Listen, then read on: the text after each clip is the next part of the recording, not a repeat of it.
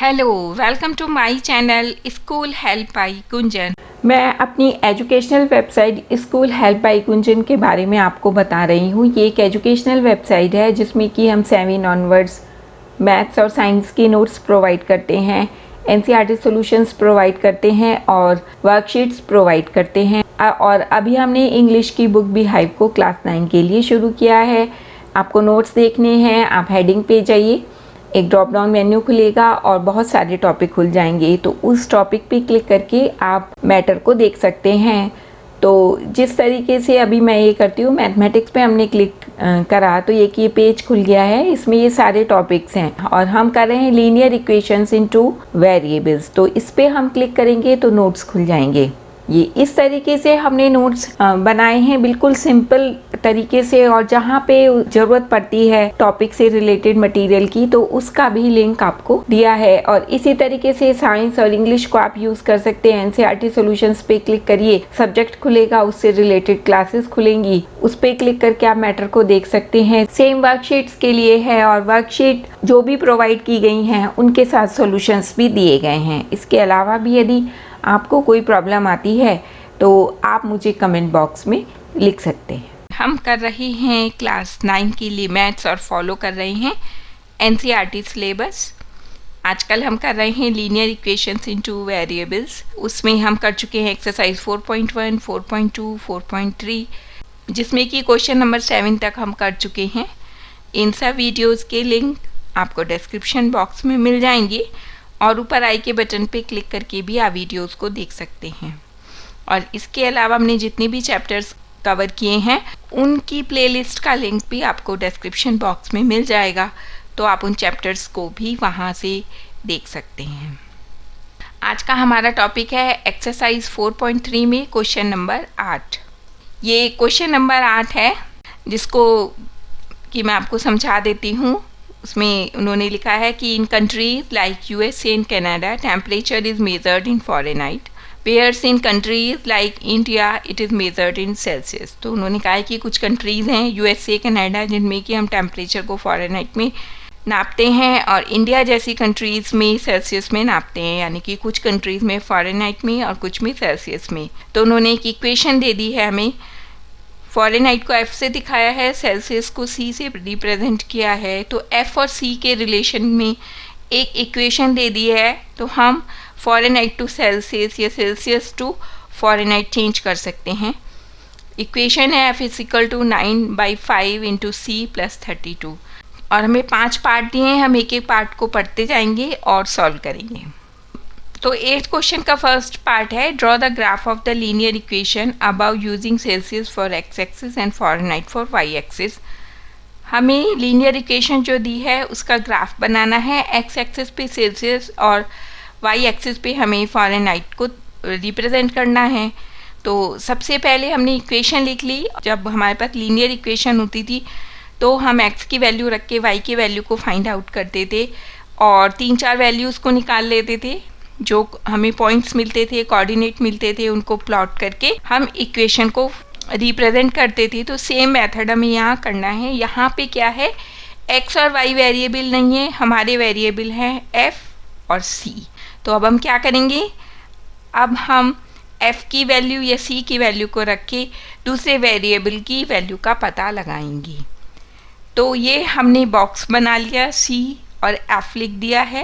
ये हमने इक्वेशन लिखी। इक्वेशन में हम क्या कर रहे हैं, c = 0 पुट कर रहे हैं। तो जब हम c = 0 पुट कर रहे हैं तो f = 32 आ गया। ये हमने यहाँ पे रिप्रेजेंट कर दिया। दोबारा से इक्वेशन लिख ली है। अब c की दूसरी कोई वैल्यू रखते हैं।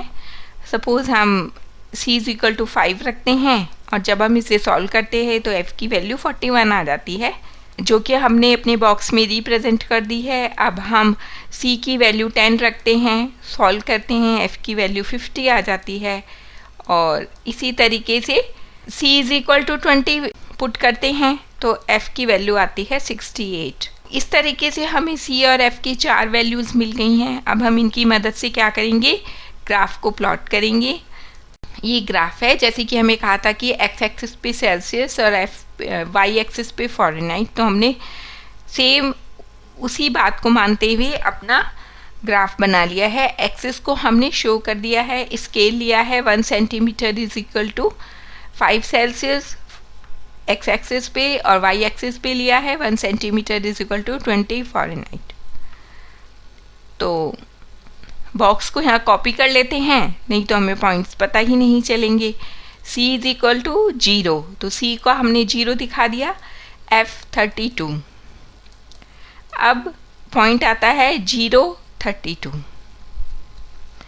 फिर है 5 C5, तो एक्स एक्सिस पे हमने c रिप्रेजेंट किया है सेल्सियस, तो वहाँ पे हमने ये 5 शो किया।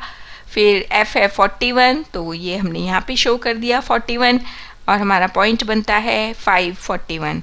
इसी तरीके से एक्स एक्सिस पे 10 को शो करते हैं और वाई एक्सिस पे 50 शो करते हैं, क्योंकि हमने फ़ारेनहाइट में 50 है और वाई एक्सिस पे ही हमने फ़ारेनहाइट को लिया है, तो हमारा पॉइंट बनता है 1050। इसी तरीके से 20 और वाई एक्सिस पे 68, पॉइंट बनता है 2068। अब ये सब पॉइंट्स हमने रेड पॉइंट से दिखाए हैं, अब हम इनको मिला देंगे तो ए बी ही हमारी रिक्वायर्ड लाइन है, या इक्वेशन जो हमें दी गई है उसको हमने ऐसे ग्राफ रिप्रेजेंट किया है। फिर दूसरा पार्ट है, if the temperature is 30 degree Celsius what is the temperature in Fahrenheit. तो ये तो बहुत ईजी है, सी की वैल्यू हमें दे दी है और हमें एफ़ की वैल्यू मिल जाएगी, तो इसको फटाफट से करते हैं। सी की वैल्यू को हम इक्वेशन में पुट करेंगे, F is equal to 9/5 into C, तो सी की जगह हमने लिखा 30 + 32 आ गया। अब हम 9/5 30 को सॉल्व करते हैं, तो ये कट जाएगा, 5 से 30 तो ऊपर आ जाएगा 6, फिर हम 9 इंटू 6 करेंगे तो हमारे पास आता है 54, और जब हम इसे जोड़ देंगे तो आंसर आता है 86। तो फ़ारेनहाइट में क्या टेम्परेचर आ गया, 86। थर्ड है, अभी हमें सी की वैल्यू दी, हमने एफ़ की निकाली, अब हमें एफ़ की वैल्यू दी है और सी की वैल्यू निकालनी है, तो ये तो इजी हो गया क्वेश्चन।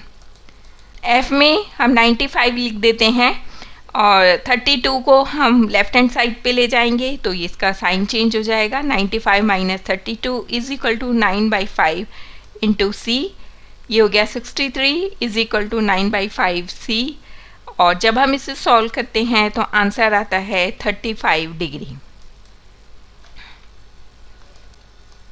A fourth part है, if the temperature is 0 degree Celsius, what is the temperature in Fahrenheit? And if the temperature is 0 degree Fahrenheit, what is the temperature in Celsius? जैसे question अभी हमने पीछे किए हैं same वैसा ही है। इसमें क्या किया है, एक बार हमें दे दिया सेल्सियस का टेम्परेचर 0 है तो हमें फ़ारेनहाइट का बताना है, और एफ़ का जब 0 है तो हमें सी का बताना है। दो कंडीशन दे दी एक ही पार्ट में, तो इक्वेशन लिखते हैं। सबसे पहले c is equal to 0 put करते हैं, तो f की वैल्यू क्या आ गई 32, क्योंकि 0 से हम किसी भी संख्या को गुणा करेंगे, किसी भी डिजिट को गुणा करेंगे तो 0 ही आएगा। f इज इक्वल टू आ गया 32। फिर से इक्वेशन लिखेंगे और f की वैल्यू को 0 रखते हैं और इसे सॉल्व करेंगे, तो ये हो गया -32 इज इक्वल टू 9/5 c, या इसको ऐसे लिख दीजिए 9/5 c is equal to -32, c की वैल्यू आ जाती है -32 इंटू 5/9, तो जब हम इसे सॉल्व करेंगे तो ये आ जाता है -17.8 डिग्री अप्रॉक्सीमेशन में, क्योंकि ये पूरा कटेगा नहीं, रिमाइंडर इसमें 0 नहीं होगा, तो हमने 0.8 तक ही सिंगल डिजिट तक ही आंसर निकाला है, तो c की वैल्यू आती है -17.8। फिफ्थ है, is there a temperature which is numerically the same in both F and C, Fahrenheit and Celsius, if yes find it. तो इसको सॉल्व करते हैं। इसमें क्या है, एक ऐसा टेम्परेचर पता लगाना है यदि पॉसिबल है कि फ़ारेनहाइट और सेल्सियस जहाँ इक्वल हो, तो इसका मतलब क्या हो गया, एफ इज इक्वल टू सी, ठीक, एफ इज इक्वल टू सी। तो f इज इक्वल टू सी के लिए हमने मान लिया कि फ़ारेनहाइट और सेल्सियस का टेम्परेचर x डिग्री है। अब हम अपनी इक्वेशन लिखते हैं। हमारे पास f इजिकल टू भी x है और c इजिकल टू भी x है, तो दोनों की वैल्यू हम लिख देते हैं, f की जगह भी x और c की जगह भी x। अब इसे हम सॉल्व करते हैं। 9/5 है, एक टर्म में, इक्वेशन की एक टर्म में है, तो क्या करेंगे, हमने मल्टीप्लाई कर दी पूरी इक्वेशन को 5 से, आ गया 5x equal to 9x plus 32 into 5। और अब हम इसको सॉल्व करते हैं तो x की वैल्यू आ जाती है -40 डिग्री। तो -40 डिग्री वो टेम्परेचर है जो कि फ़ारेनहाइट और सेल्सियस में बराबर है। तो इस तरीके से हमने क्वेश्चन नंबर 8 के सारे पार्ट्स को सॉल्व किया। बहुत ही इजी है, देखने में ऐसा लगता है बहुत बड़ी क्वेश्चन है, बहुत ज़्यादा टाइम लगेगा या टफ होगा, लेकिन ऐसा नहीं है, क्वेश्चन बहुत सिंपल है। और आपको कोई प्रॉब्लम आती है तो आप मुझे कमेंट बॉक्स में लिख सकते हैं, या मैंने अपना चैनल का ईमेल आईडी दिया है, आप उससे भी मुझसे कांटेक्ट कर सकते हैं।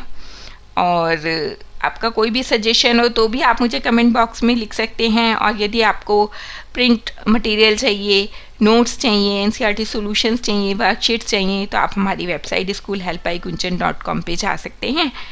अपनी वेबसाइट का लिंक भी मैंने डिस्क्रिप्शन बॉक्स में दिया है, तो आप वहाँ से चेक कर सकते हैं। और आप किसी एजुकेशनल टॉपिक पे वीडियो देखना चाहते हैं तो भी आप मुझे लिख सकते हैं। और लगातार वीडियोस देखने के लिए please subscribe my channel. Thank you.